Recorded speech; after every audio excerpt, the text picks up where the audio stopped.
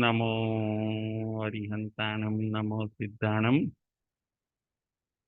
नमो आयर्याणं नमो वज्रायाणं नमो लोये सबसाहुणं येषो पंच नमोकारो सब पापपणासनं मंगलाणं च सभेसिं पद्मं हवै मंगलं पद्मं हवै मंगलम् ओम शांति शांति शांति। रमण भगवान महावीर स्वामी चरण कमल में तथा सद्गुरुदेवना चरण कमल में उपकारी सर्व संत सतीजीना चरण कमल में आपड़ा सौना भावपूर्वक कोटि कोटि वंदन।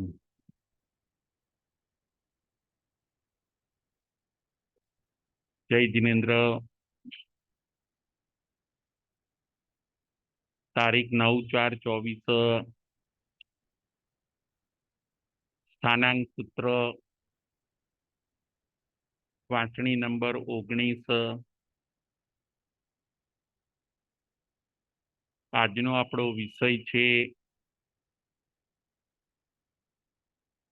જીવ દયા ધર્મ મહાન ભાગ 2। જીવ દયા ધર્મ મહાન ભાગ 2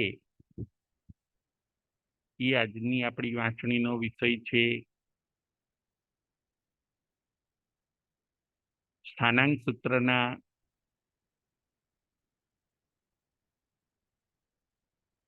6થા સ્થાનમાં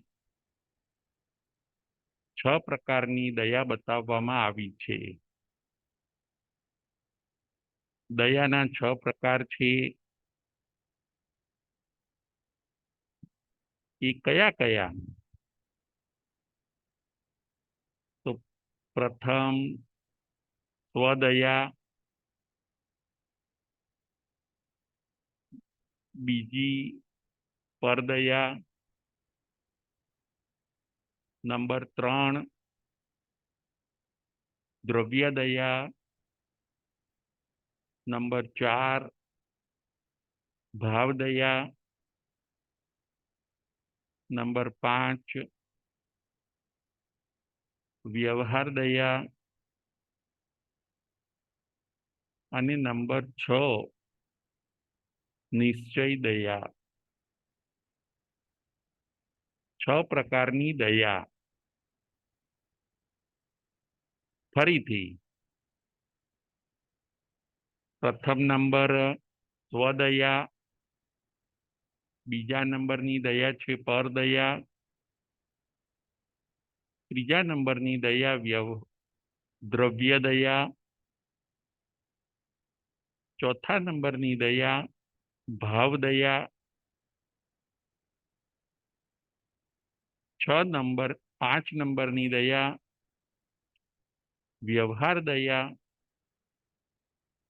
અને 6 નંબરની દયા છે નિશ્ચય દયા। 6 પ્રકારે આપણે દયા પાડવાની છે। જીવ દયા એ મહાન ધર્મ, એ વિષય ઉપર આજે આપણે વાત કરવાની છે। શ્રાવકના 12 વ્રતમાં ચારિત્ર માટેનું જો પહેલું વ્રત હોય તો એ છે જીવ દયા। અહિંસા, નોન વાયોલેન્સ એ બેસ્ટ વસ્તુ છે। નોન વાયોલેન્સ એ ધર્મ છે। જેટલી દયા પડાય એટલા આપણને વધારે લાભ છે। જો દયા નથી પડાતી તો પછી પ્રોબ્લેમો ઊભા થવાના, અને જે દયા પાડે છે એને મુશ્કેલી આવતી નથી, પ્રોબ્લેમો આવતા નથી, કેમ કે અશુભ કર્મ બંધ થતો નથી। એટલે સુખનું કારણ જો કોઈ હોય તો દયા છે, અને દુઃખનું કારણ જો કોઈ હોય તો એ છે હિંસા.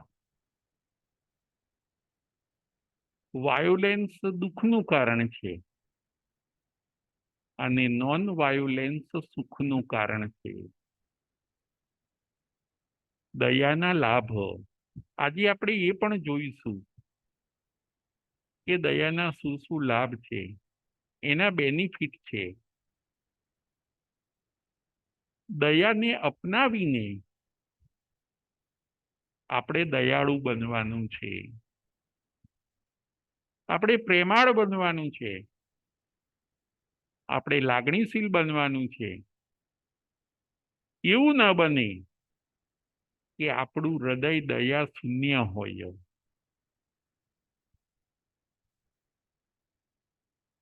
દયા એ દરેક ધર્મમાં ઊંચામાં ઊંચી વસ્તુ કહી છે.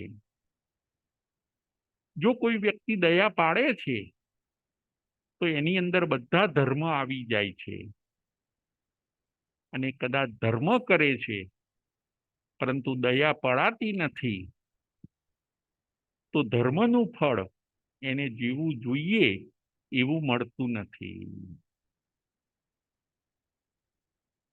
જેમ સાગરની અંદર બધી નદીઓ સમાય છે, એવી રીતે દયાની અંદર બધા ધર્મનો સમાવેશ થઈ જાય છે.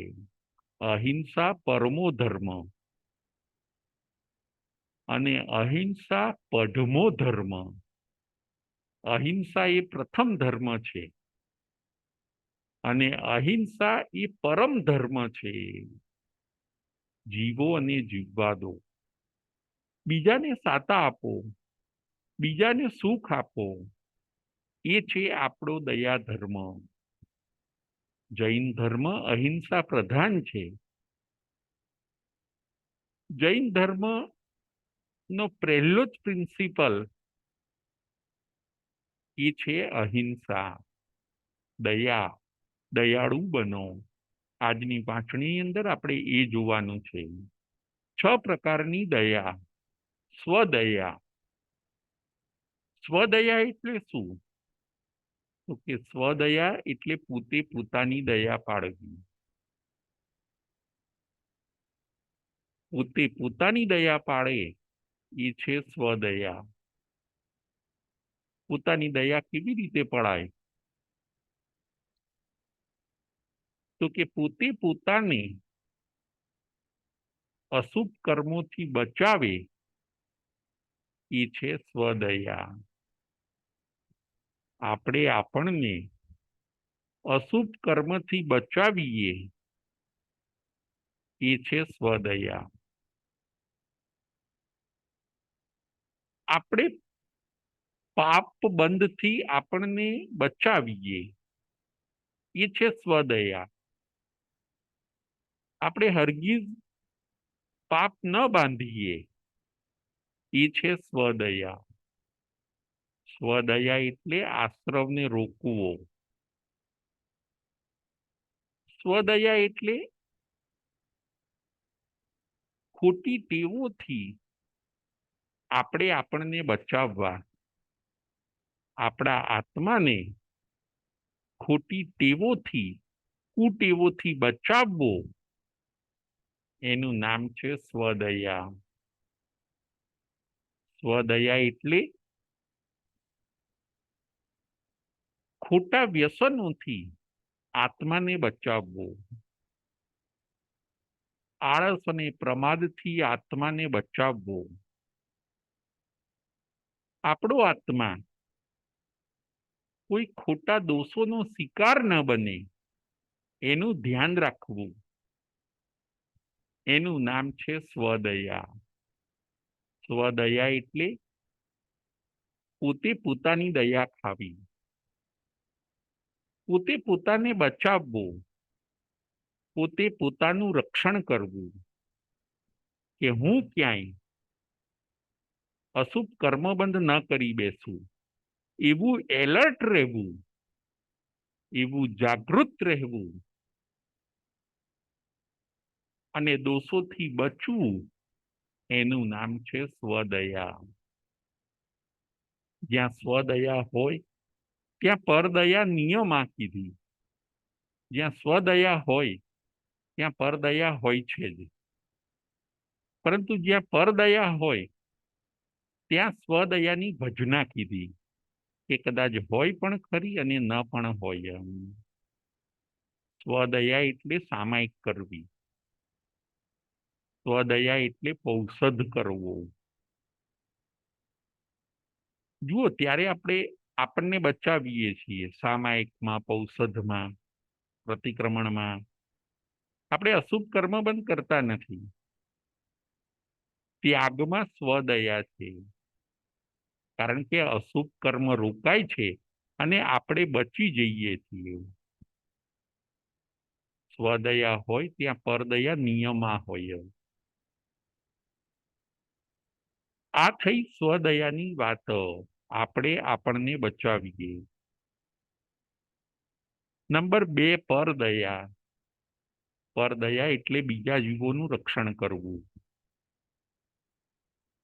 પરદયા એટલે કતલખાને જતા જીવોને છોડાવવા, એ છે પરદયા.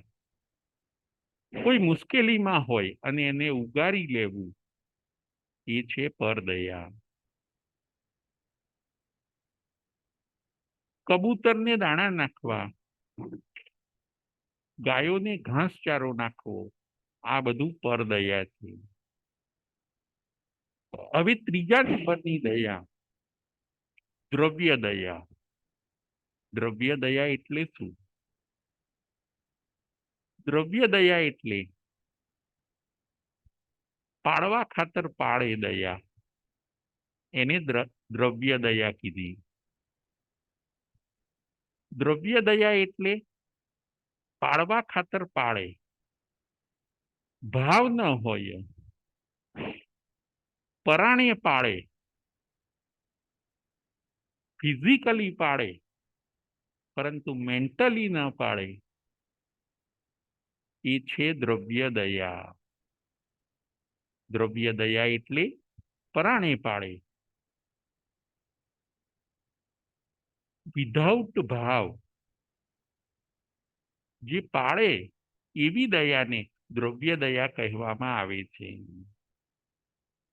હવે ચોથા નંબરની ભાવ દયા. ભાવ દયા એટલે શું? ભાવ દયા એટલે બાય હાર્ટ, ભાવથી પાળે, એને કહેવાય છે ભાવ દયા.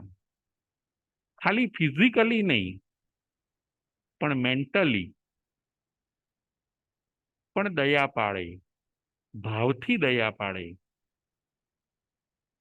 ખાલી શરીરથી દયા ન પાળે, પરંતુ પરિણામોથી પણ દયા પાળે. ખાલી ક્રિયાથી દયા ન પાળે,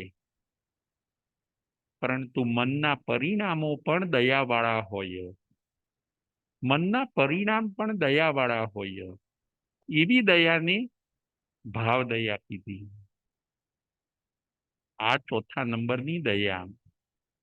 હવે પાંચમા નંબરની દયા, વ્યવહાર દયા.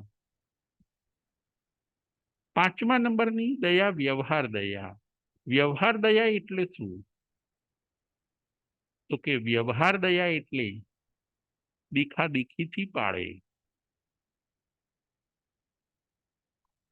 બધા કરે એમ કરે,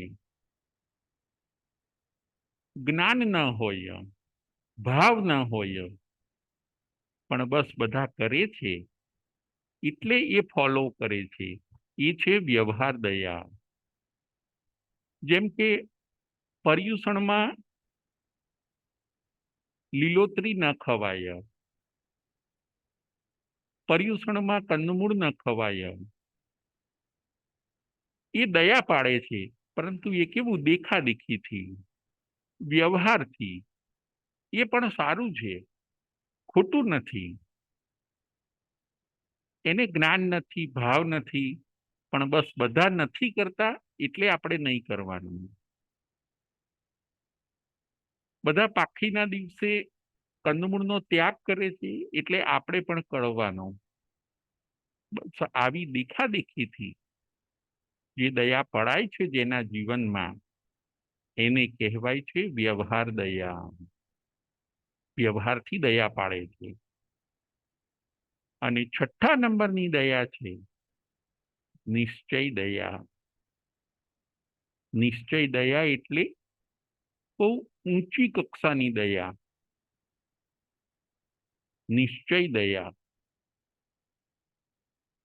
એટલે બહુ ટોપ લેવલની દયા, જેમાં જ્ઞાન પણ હોય કે દયા કેમ પાડવાની, એનું જ્ઞાન પણ હોય, પાડવાના ભાવ પણ હોય, ફિઝિકલી પણ પાડે અને મેન્ટલી પણ પાડે. આવી દયાનું નામ છે નિશ્ચય દયા. નિશ્ચય દયા એટલે શ્યોર દયા, શ્યોર. પરફેક્ટ દયા એનું નામ છે નિશ્ચય દયા, જેમાં જ્ઞાન હોય, ભાવ હોય, દ્રવ્યથી પણ પાડે, વ્યવહારથી પણ પાડે, ભાવથી પણ પાડે, સમજીને પણ પાડે. પોતે તકલીફમાં હોય તો પણ પાડે, તકલીફ ન હોય ત્યારે પણ પાડે, સુખમાં પણ પાડે, દુઃખમાં પણ પાડે, સાતાના ઉદયમાં પણ પાડે, અસતના ઉદયમાં પણ પાડે. આવી સરસ મજાની દયા એને કહેવાય છે નિશ્ચય દયા. 6 પ્રકારની દયા છે. એ 6 પ્રકારની દયા આપણે પાડવાની છે. દરેક દયા સારામાં સારી છે,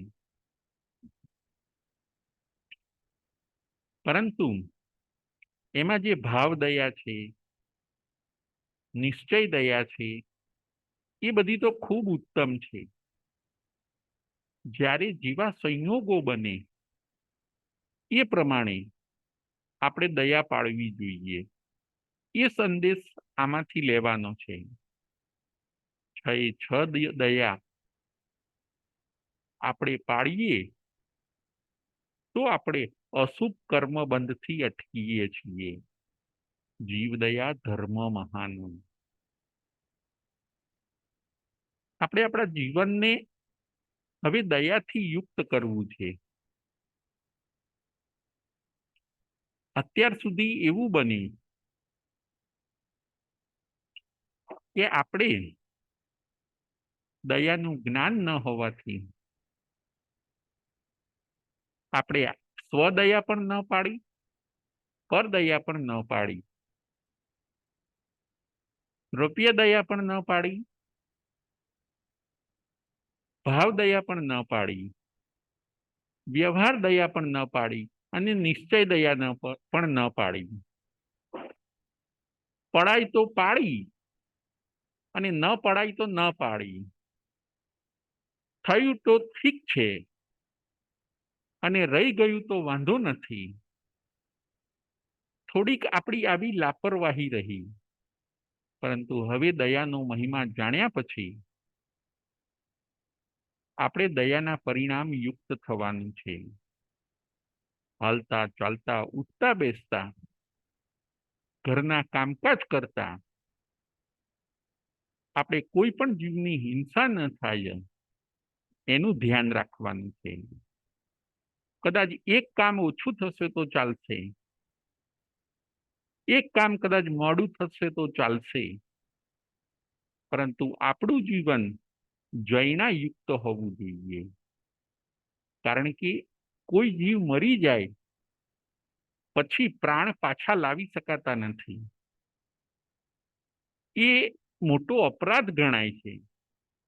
જો આપણાથી કોઈ જીવ મરી ગયો તો ધર્મની દ્રષ્ટિએ એ મોટો અપરાધ ગણાય છે.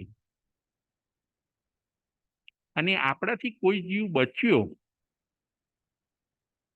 આપણે કોઈ જીવની દયા પાડી તો એ મોટામાં મોટું પુણ્ય ગણાય છે. આ વસ્તુને આપણે સમજવાની છે. જૈન દર્શન સૂક્ષ્મ દયામાં માને છે. કીડી હોય કે કુંજર, બધાની દયા પાડવાની વાત કરે છે.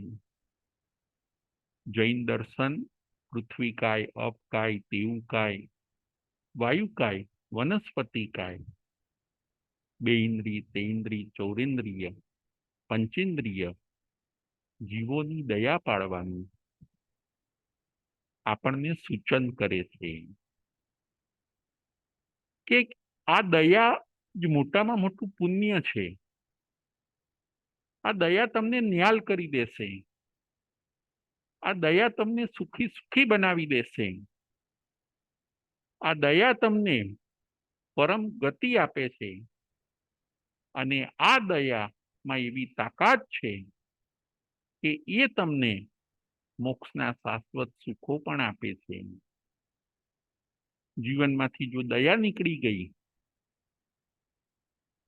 તો પછી હવે સુખ મળવું મુશ્કેલ છે. અને જીવનમાં જો દયા આવી ગઈ તો હવે દુઃખનું આવવું મુશ્કેલ છે. દુઃખ આવી નહીં શકે. ત્યાં દયા ધર્મ છે,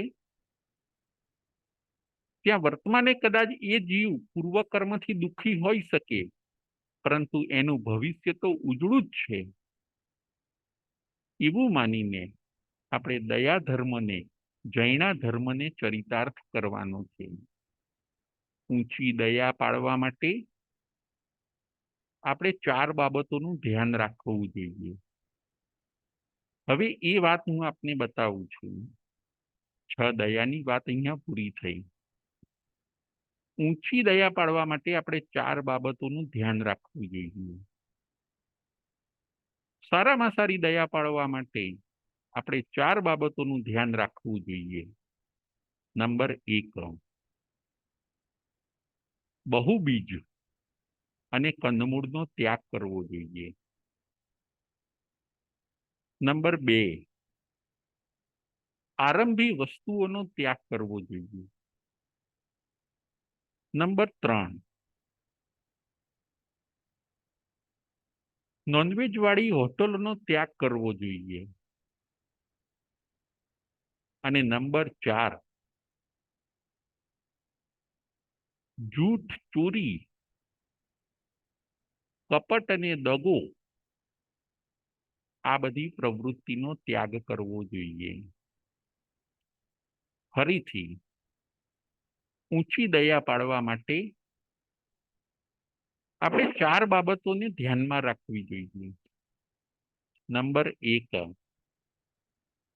બહુબીજ અને કંદમૂળનો ત્યાગ કરવો જોઈએ.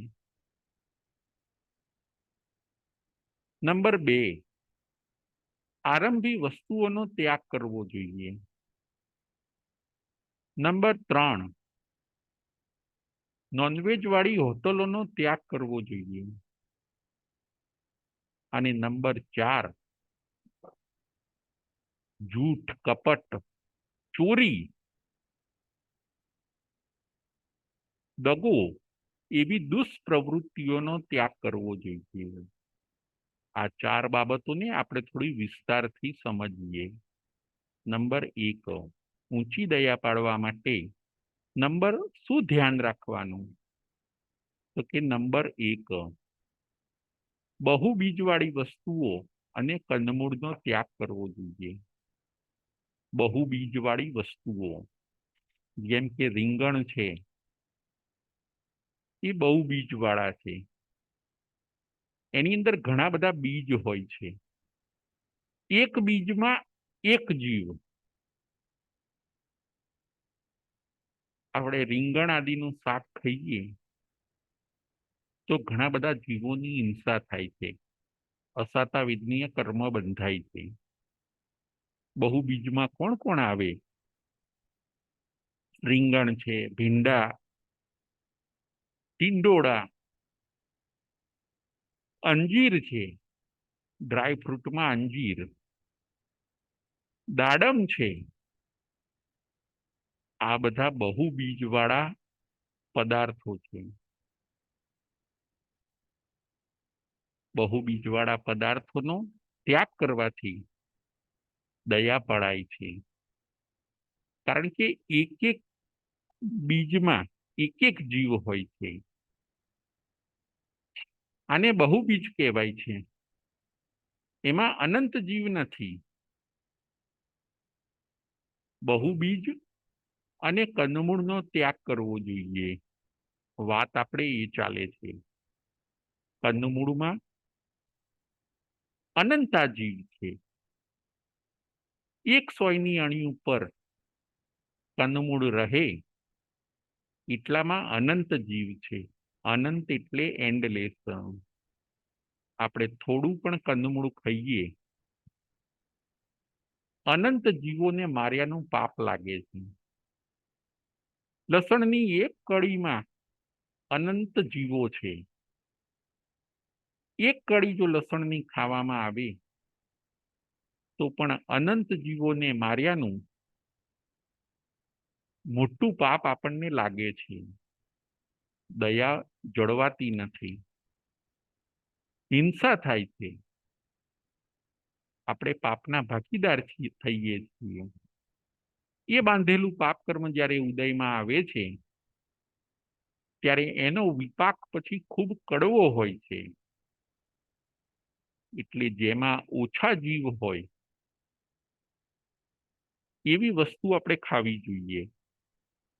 અથવા તો જે અચેત વસ્તુ હોય એ આપણે ખાવી જોઈએ કે જેનાથી આપણને પાપ લાગતું નથી. દયા પણ પળાય છે અને ઉદર પૂર્તિનું પણ કામ થાય છે. આવો વિવેક આપણે જગાડવો પડશે. વિવેક શૂન્ય બનીને જીવવું એ બરાબર નથી. વિવેકપૂર્વક દયાના પરિણામોમાં જઈને જો આપણે ત્યાગના માર્ગે આગળ વધીએ તો આપણે દયા પાડી શકીએ. ઊંચી દયા પાડવા માટે પહેલો આ પોઈન્ટ હતો કે બહુબીજ અને કંદમૂળનો આપણે ત્યાગ કરવો જોઈએ. બીજો પોઈન્ટ છે, બીજી બાબત છે,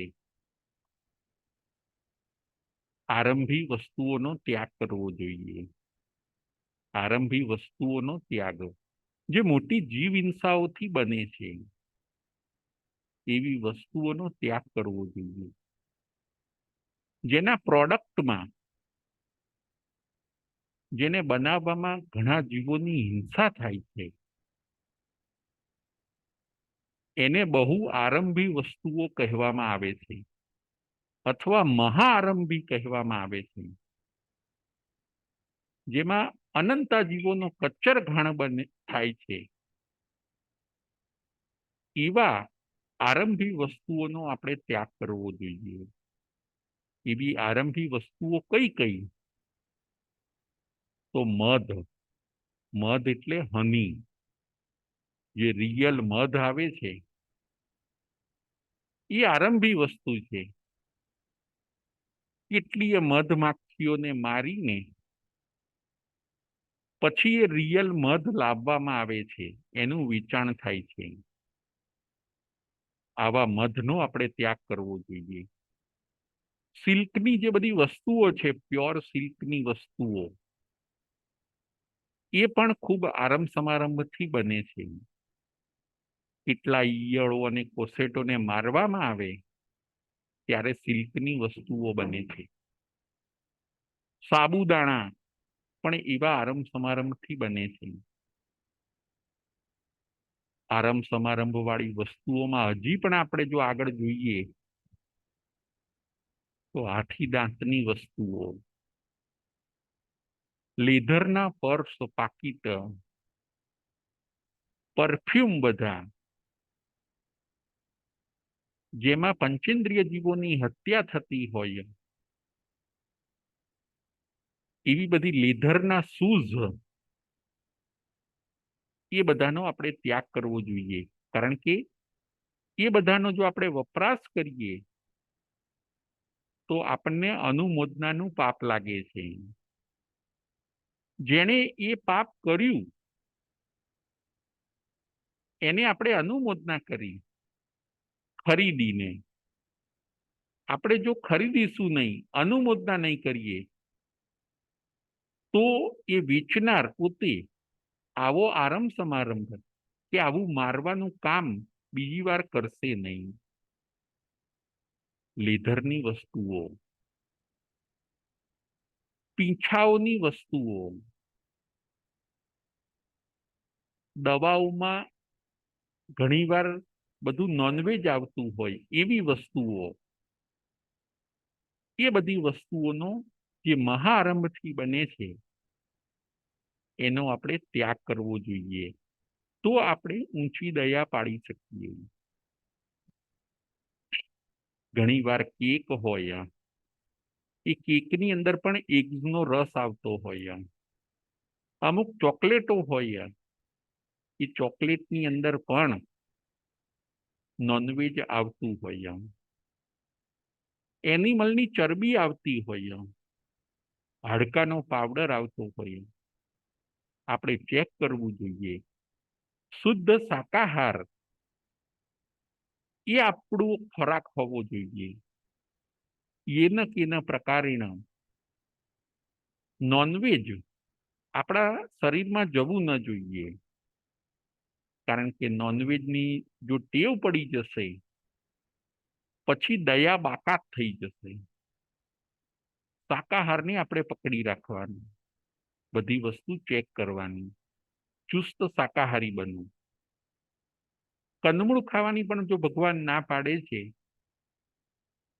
તો નોનવેજ તો ખવાય જ કેવી રીતે? આપણે ક્યાંય દયામાં કોમ્પ્રોમાઇઝ નહીં કરવાનું. દયા પાડવાની એટલે પાડવાની. બીજા નંબરની આ બાબત હતી કે આપણે આરંભ સમારંભ વાળી વસ્તુનો ત્યાગ કરવાનો. ત્રીજા નંબરની બાબત છે માંસાહારી હોટલનો ત્યાગ કરવાનો. જ્યાં વેજ પણ બનતું હોય અને નોનવેજ પણ બનતું હોય એવી હોટલોમાં આપણે જવું નહીં, કારણ કે કિચન એક જ હોય. આપણે એ હોટલને સપોર્ટ કરીએ છીએ ઇનડાયરેક્ટલી, એટલે આપણને હિંસાનું પાપ લાગે છે. આપણે દયાને થોડી એવોઇડ કરીએ છીએ, એ બહુ ખોટું છે. ચુસ્ત શાકાહારી હોટલ હોય એમાં જ આપણે જમવું જોઈએ. મિક્સ હોટલનો આપણે જો ત્યાગ કરીએ તો આપણને દયા ગમે છે, એ વાત નક્કી થઈ. આ હતી ત્રીજા નંબરની વાત. હવે ચોથા નંબરની બાબત કે જૂઠ, ચોરી, દગો અને કપટ, આ બધી પ્રવૃત્તિ, દુષ્પ્રવૃત્તિ પણ આપણે ઓછી કરવી જોઈએ. એ જેટલી ઓછી કરીશું એટલી દયા વધારે પડાશે. જુઓ, ઘણીવાર એવું બને કે આપણે નાના મોટા જીવોની દયા પાડીએ છીએ, પરંતુ માણસે માણસની દયા પાડવાની પણ જરૂર છે. બેઇન્દ્રિય, તેન્દ્રિય, ચૌરેન્દ્રિયની આપણે દયા પાડીએ છીએ, બહુ સારી વસ્તુ છે, ખોટું નથી, પરંતુ માણસે માણસની પણ દયા પાડવી જોઈએ. ઘણીવાર એવું બને કે આપણે કુલી પાસે વધારે ભાર ઉપડાવીએ, કોઈ માણસને આપણે છેતરીએ,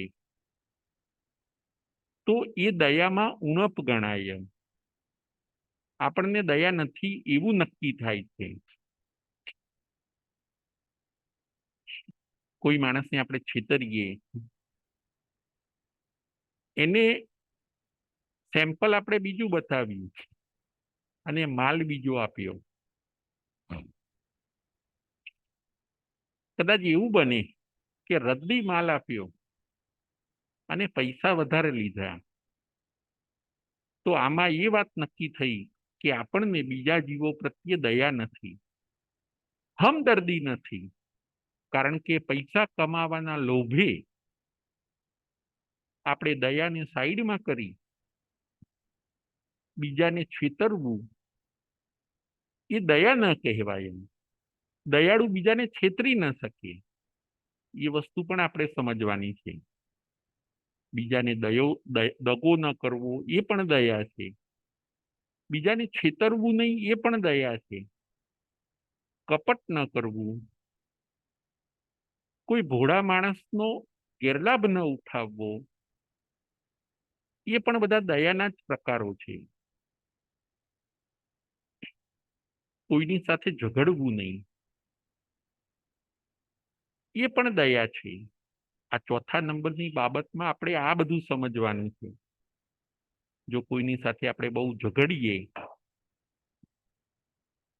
કોઈની અગેન્સ્ટમાં જઈએ, કોઈની સાથે મારામારી કરીએ, તો આપણામાં દયા નથી એ વાત નક્કી થઈ. મારામારી ના કરવી જોઈએ, ઝઘડવું ના જોઈએ.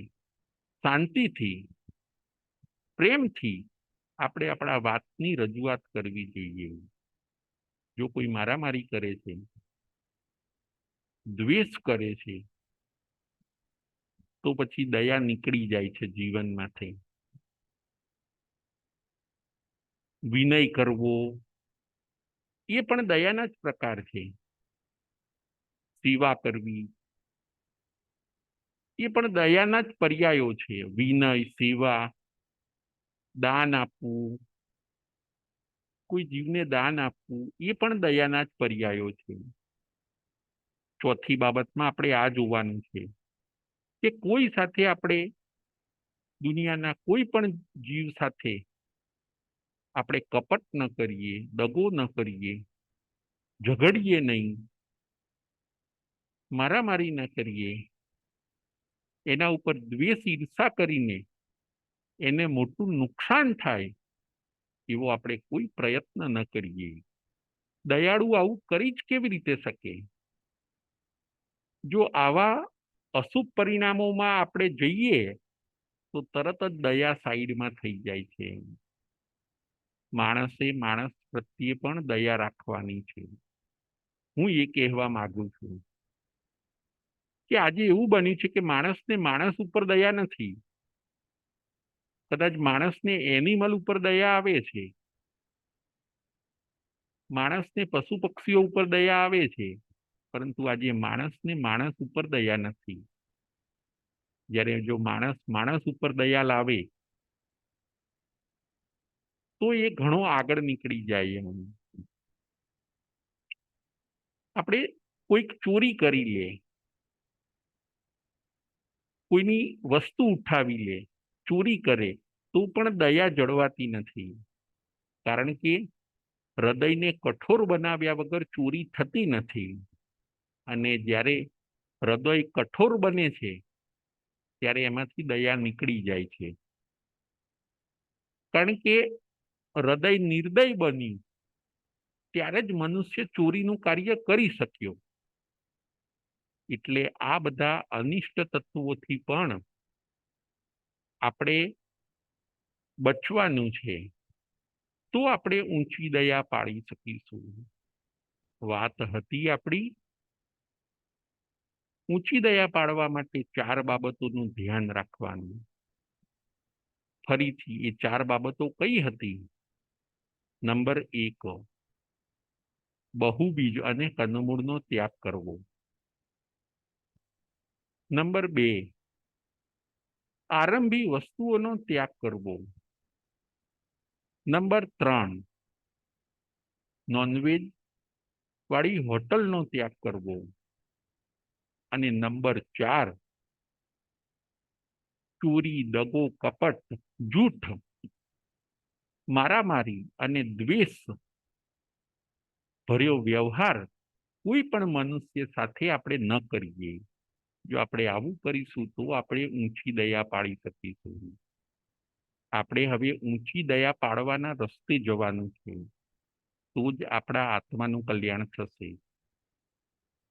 તો જ આપણો પરિવાર સરસ બનશે, આપણું ઘર સ્વર્ગ બનશે, આપણું જીવન મૃત્યુ બધું ધન્ય બની જશે. આવી ઊંચી દયાની આપણે પાડવાની છે. અમુક લોકોનું એવું પણ કહેવું હોય છે કે કોઈક આપણા દુશ્મન હોય તો એના પ્રત્યે કેવી રીતે દયા રાખવાની. કોઈ આપણું સારું ન વિચારતા હોય, આપણા દુશ્મન હોય, હંમેશા આપણી સાથે લડતા ઝઘડતા હોય, તો એના પ્રત્યે કેવી રીતે દયા રાખવાની. તો એનો જવાબ પણ આપણને 4 પ્રકારની ભાવનામાં જોવા મળે છે. આપણે પેલું ગીત ગાઈએ છીએ, મૈત્રી ભાવનું પવિત્ર ઝરણું મુજ હૈયામાં વહ્યા કરે. બસ આ ગીતમાં એનો આન્સર આપ્યો છે કે કોઈ મનુષ્ય ગમે તેવો હોય, તમારે તો દયા જ પાડવાની. એનો આન્સર આપણને આ સોંગમાં, આ ગીતમાં આપ્યો છે. મૈત્રી ભાવનું પવિત્ર ઝરણું મુજ હૈયામાં વહ્યા કરો. એ થોડુંક આપણે ડિટેલમાં હવે જોઈએ. 4 પ્રકારની ભાવના બતાવી: મૈત્રી ભાવના, પ્રમોદ ભાવના, કરુણા ભાવના અને માધ્યસ્થ ભાવના. કે કોઈ તમારો ભલે દુશ્મન હોય તો પણ તમે એની સાથે મિત્રતાના ભાવ રાખો. તમારે તમારું હૃદય દ્વેષવાળું બનાવવું એવું તમે ક્યારેય ન કરશો. ભલે એ તમને દુશ્મન માને છે, પણ તમારે એને દુશ્મન નહીં માનવાનો. તમારે એના પ્રત્યે મિત્રતાના જ ભાવ રાખવાનો. તમારે એનું બુરું નહીં ઈચ્છવાનું. એને કહેવાય છે મૈત્રી ભાવના. દુશ્મન પ્રત્યે મિત્રતાનો ભાવ રાખવાનો. પછી ગુણવાનો પ્રત્યે પ્રમોદ ભાવના રાખવાની. દુશ્મન પ્રત્યે મૈત્રી ભાવ, ગુણવાન હોય આપણાથી એના પ્રત્યે પ્રમોદ ભાવ, દીન દુઃખી પ્રત્યે કરુણા ભાવ, અને કોઈ આપણી વાત ન માને એના પ્રત્યે માધ્યસ્થ ભાવ રાખવો. ફરીથી, મૈત્રી ભાવના પવિત્ર ઝરણું, એની અંદર દયાની બહુ સરસ વાત કરી છે કે દુશ્મન પ્રત્યે તમે મૈત્રી ભાવ રાખો. ગુણવાનો પ્રત્યે પ્રમોદ ભાવ, દીન દુઃખી પ્રત્યે કરુણા ભાવ, અને કોઈ તમારી વાત કદાચ ન માને તો એના પ્રત્યે માધ્યસ્થ ભાવ રાખો. પણ તમારે દયાને છોડવાની નથી. નફરત, તિરસ્કાર એ બધામાં જવાનું નથી. કે તમારો દુશ્મન હોય છતાં પણ તમે એની સાથે મિત્રતાના ભાવ રાખો કે ભાઈ મારે ને એને લેણા દેણી ઓછી છે, અથવા તો કંઈક અમારા કર્મનો ઉદય એવો છે એમ વિચારીને તમે તમારા હૃદયમાં કઠોરતાનો પ્રવેશ થવા ન દેશો. એના પ્રત્યે પણ કોમળતા રાખો, અને એ છે દયા. દુશ્મન પ્રત્યે મૈત્રી ભાવ. પછી ગુણવાન પ્રત્યે પ્રમોદ ભાવ, એટલે કે કોઈ ગુણવાનને તમે જોવો તો તમને આનંદ થવો જોઈએ. એવું નહીં કે ઈર્ષા થવી જોઈએ. કોઈ ગુણવાનને તમે જુઓ, તમારાથી વિશેષ જ્ઞાની હોય, તમારાથી વિશેષ પૈસાવાળા હોય, તમારાથી વિશેષ યશવાળા હોય, તો આપણને આનંદ થવો જોઈએ. એવું નહીં કે આપણને ઈર્ષા થવી જોઈએ. પ્રમોદિત ભાવ એટલે આનંદનો ભાવ. ગુણથી ભરેલા ગુણીજન દેખી હૈયું મારું નૃત્ય કરે. ઘણી વાર એવું બને કે આપણાથી કોઈકને આગળ અથવા તો ચડિયાતા જોઈને આપણને ઈર્ષા થાય, એનું ઘસાતું બોલીએ અથવા તો એની નિંદા કરીએ અથવા તો બેક બાઇટિંગ કરીએ. ના, આ બધા દયા વગરના ભાવ છે. પરંતુ આપણે ગુણવાનને જોઈને જો આનંદનો ભાવ લાવીએ, કોઈનું સરસ નામ છે, કોઈ સરસ દાન કરે છે, તો આપણે રાજી થઈએ, તો એ છે પ્રમોદ ભાવ, અને એમાં આપણી દયા અકબંધ જળવાય છે. જો આપણે ઈર્ષા કરીશું તો દયા ડિલીટ થઈ જાય છે. ત્રીજી ભાવના, દિન દુખીને જોઈને તમે કરુણા ભાવના લાવો. દીન એટલે ગરીબ, દુખી એટલે કોઈ રોગોથી દુખી છે, પીડાય છે. તો આવા જીવોને જોઈને તમને કરુણા ભાવ આપવો જોઈએ, અનુકંપા ભાવ આવવો જોઈએ. હું શું મદદ કરી શકું? દાન એ પણ દયાના જ પરિણામ છે. દાન કરવું એ પણ દયાના જ પરિણામ છે. આપણે એને ઉપયોગી થઈએ. તિર્યંચો પ્રત્યે કરુણા, રોગી પ્રત્યે કરુણા લાવીએ. ભલે કદાચ કંઈ આપણે આપી ન શકીએ, પરંતુ આપણે આપણો જીવ બાળીએ, આંખમાં આંસુ આવી જાય દુઃખી લોકોને જોઈને, તો માનવું કે આપણામાં કરુણા ભાવના છે. દુઃખી લોકોને જોઈને જો આપણી આંખમાં આંસુ આવી જાય, તો ચોક્કસ એ વાત પુરવાર થાય છે કે આપણે દયાળુ છીએ, આપણે દયામાં આગળ છીએ. દીન દુઃખીને જોઈને આપણે કરુણા ભાવના લાવવાની છે. દાનમાં પણ આપણે આગળ વધવાનું. કોઈને હિંમત આપો, કોઈ જીવને, એ પણ દયા છે. કોઈકને આશ્વાસન આપીએ,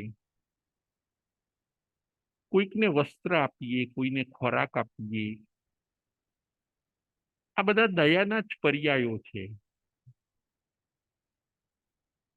કોઈકને આપણે માર્ગદર્શન આપીએ, કોઈનું પીઠબળ બનીએ, આ બધી જીવદયા જ છે. આપણી પાસે જે હોય એ આપણે આપવું જોઈએ. દયાના આ પર્યાયોમાં આપણાથી જે થઈ શકે એ પ્રમાણે દયા ધર્મની આરાધના કરવી જોઈએ. દીન દુઃખીને જોઈને આપણને કરુણા આપવી જોઈએ. એવું ન થવું જોઈએ કે આવા તો દુનિયામાં ઘણા પડ્યા હોય, આપણે જો બધાને આપીશું, બધાનું કરવા જઈશું, તો આપણે તો પહોંચી ન વળીએ ને. એમ કરીને દીન દુઃખીને આપણે હટ ન કરવા જોઈએ. દરેકની પાસે આવનારનું દરેક જો દુઃખ દૂર કરે, તો એવું બને કે દુનિયામાં કોઈની પાસે દુઃખ જ ન રહે. ભલે આખી દુનિયાના દુઃખ આપણે દૂર ન કરી શકીએ, પરંતુ આપણી નજીક આવનારા 2, 5, 7 સ્વજનોનું તો આપણે દુઃખ દૂર કરી શકીએ ને. અને એ રસ્તે આપણે જવાનું છે. દરેક વ્યક્તિ જો 5, 5, 7, 7 માણસોના દુઃખ દર્દ દૂર કરે, સાચું માર્ગદર્શન આપે, ગાઈડન્સ આપે, જ્ઞાન આપે, તો ચોક્કસ એ વ્યક્તિ એના દુઃખ અને દર્દમાંથી બહાર નીકળી જાય છે. જીવદયા ધર્મ મહાન. ભાગ 2 આપણે એ જોઈએ છીએ.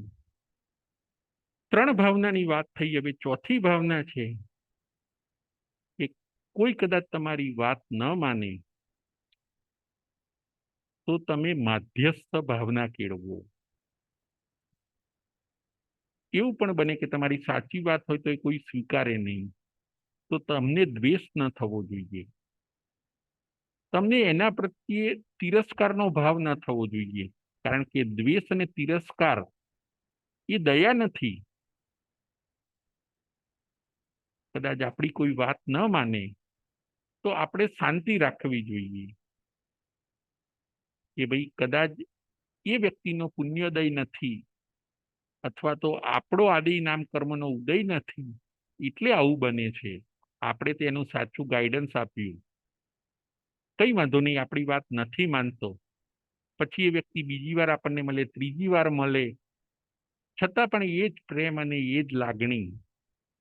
એવું નહીં કે મેં તને પહેલા કીધું હતું એ તું ન માન્યો એટલે હવે હું તારી કેર નહીં રાખું, હવે તું તારા રસ્તે ને હું મારા રસ્તે. ના, આવું આપણે ન કરવું જોઈએ.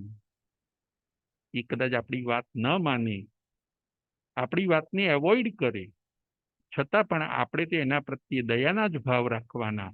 આ છે માધ્યસ્થ ભાવના. કદાચ કોઈ આપણી વાતને ન માને, સ્વીકારે, તો પણ આપણે માધ્યસ્થ ભાવ રાખવો જોઈએ. 4 ભાવનાને આપણે મેન્ટેન કરવાની છે: મૈત્રી, પ્રમોદ, કરુણા અને માધ્યસ્થ. આ 4 ભાવનાથી પણ આપણે દયાની અંદર ખૂબ અગ્રેસર એટલે કે આગળ જઈ શકીએ છીએ. દયાના લાભ. હવે જીવ દયાના શું લાભ થાય છે? તો કે જીવ દયાના લાભ, બેનિફિટ. તો જીવ દયા પાડવાથી નંબર 1, જીવદયા પાળવાથી સાતાવેદનીય કર્મ બંધાય છે. સાગર ઉપમના સાગર ઉપમ દેવલોકના સુખો મળે છે. જીવદયા પાળવાથી સાતાવેદનીય કર્મ બંધાય છે. નંબર 2, લાંબા આયુષ્ય મળે છે. નંબર 3, નિરોગી શરીર મળે છે. નંબર 4, સદગતિ અથવા તો પરમ ગતિ મળે છે. જીવદયા પાળવાથી આપણને 4 લાભ થાય છે. જુઓ, આ મનુષ્ય જન્મ આપણને જીવદયા પાળવા માટે મળ્યો છે. બીજા તિર્યંચના ભાવોમાં આપણે જીવદયા કદાચ પાળી શકતા નથી, પરંતુ જો આ મનુષ્યના ભાવની અંદર આપણે દયા પાડીએ તો અનંત ભવિષ્ય એટલે કે મોટું ઘણું બધું ફ્યુચર આપણું સુધરી જાય છે. જીવદયા પાળવાથી નંબર 1, સાતાવિદનીય કર્મ બંધાય છે. નંબર 2, લાંબા આયુષ્ય મળે છે. નંબર 3, નિરોગી શરીર, હેલ્થ સારી મળે છે. અને નંબર 4, સદગતિ અથવા તો પરમ ગતિ એટલે કે આપણને મોક્ષ પ્રાપ્ત થાય છે. અને જે જીવો દયા પાળતા નથી એને શું નુકસાન થાય છે? તો આનું જ ઓપોઝિટ, કે એને નંબર 1, અસાતાવિદનીય કર્મ બંધાય છે. નંબર 2, ટૂંકા આયુષ્ય મળે છે. નંબર 3, શરીર રોગો વાળું મળે છે એટલે કે તંદુરસ્તી મળતી નથી. અને નંબર 4, એને દુર્ગતિ અને અધોગતિ મળે છે. નરકના ભવ, નિગોદના ભવ, તિર્યંચના ભવ, આવું બધું મળે છે. જો સુખ જોઈએ છીએ, દરેક મનુષ્યનો આ ગોલ હોય છે કે અમારે સુખ જોઈએ છીએ, શાંતિ જોઈએ છીએ, તો ભગવાન મહાવીર સ્વામીનો આ સંદેશ છે કે દયા વગર ઉદ્ધાર નથી.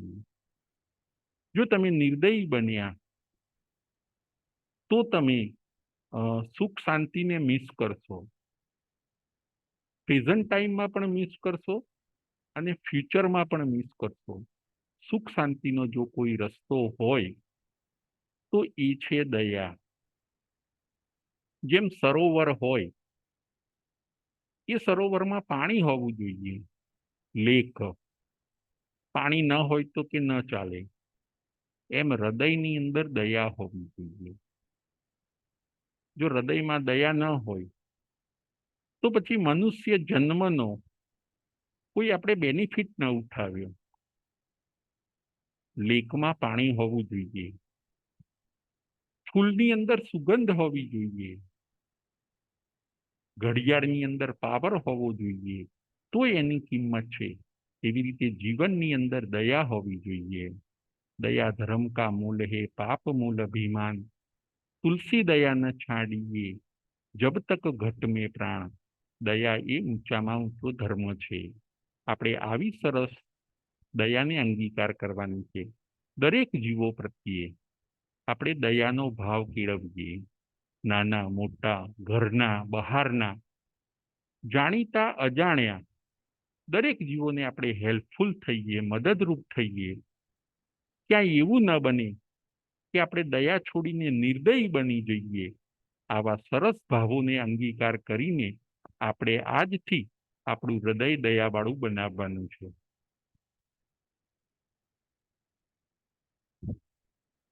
પ્રશ્નોત્તરી.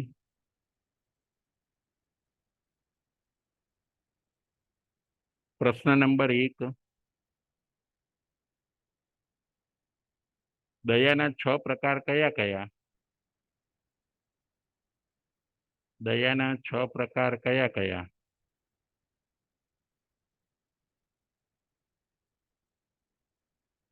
કલ્પનાબેન, કલ્પનાબેન,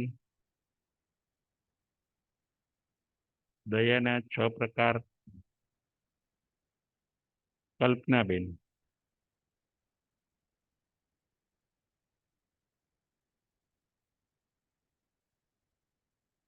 દીનાબેન.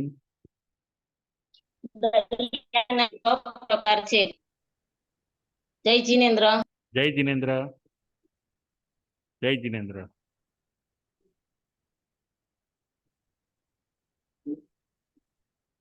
બોલો. દયાના સંભળાય. 6 હા બોલો. સંભળાય છે. હા દયાના 6 પ્રકાર છે. પહેલું સ્વદયા, બીજું પરદયા, ત્રીજું દ્રવ્ય દયા, ચોથું ભાવ દયા, પાંચમું વ્યવહાર દયા અને છઠ્ઠું નિશ્ચય દયા.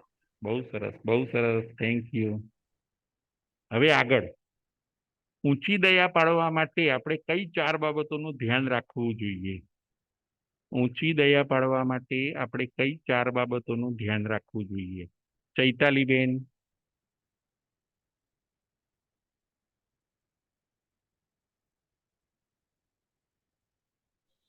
જય જીનેન્દ્ર. જય જીનેન્દ્ર.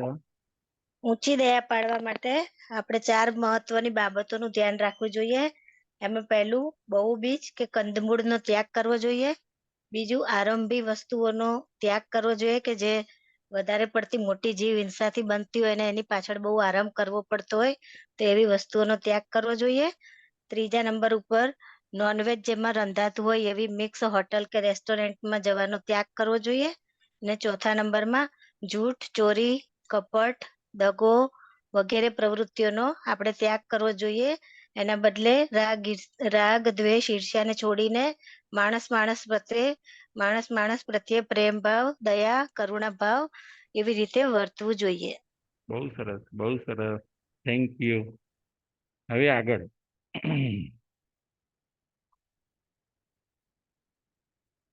4 ભાવના કઈ કઈ અને કોના પ્રત્યે કઈ ભાવના રાખવી જોઈએ? 4 ભાવના કઈ કઈ અને કોના પ્રત્યે કેવી ભાવના આપણે રાખવી જોઈએ? 4 ભાવના કઈ કઈ અને કોના પ્રત્યે કઈ કઈ ભાવના રાખવી જોઈએ? દીનાબેન શેઠ. 4 ભાવના છે.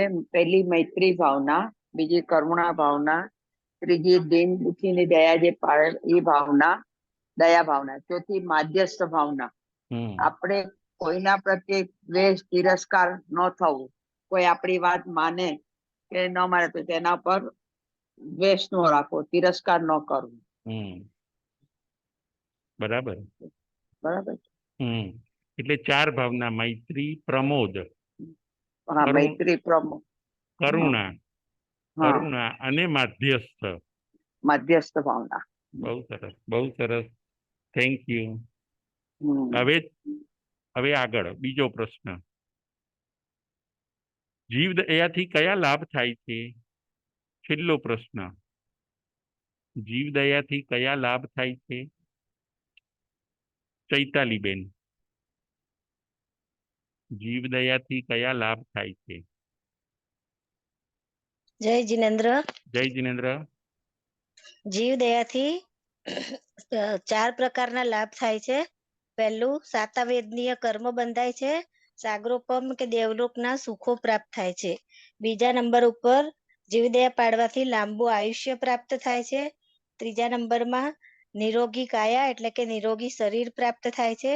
અને ચોથા નંબરમાં સદગતિ કે પરમ ગતિની પ્રાપ્તિ થાય છે. અને જો જીવદયા ના પાડીએ તો આનાથી બધું વિરુદ્ધનું એટલે કે અસાતાવેદનીય કર્મ બંધાય, ટૂંકું આયુષ્ય મળે, રોગિષ્ટ કે નાદુરસ્ત કાયા મળે અને દુર્ગતિ કે અધોગતિ, નરક, નિગોદ, તિર્યંચના ભવો જેવી પ્રાપ્તિ થાય છે. બહુ માટે સરસ, આપણે વધુમાં વધુ જીવદયા પાડવાનો ઉપયોગ રાખવો જોઈએ. બહુ સરસ, બહુ સરસ. Thank you. જય જિનેન્દ્ર, જય મહાવીર.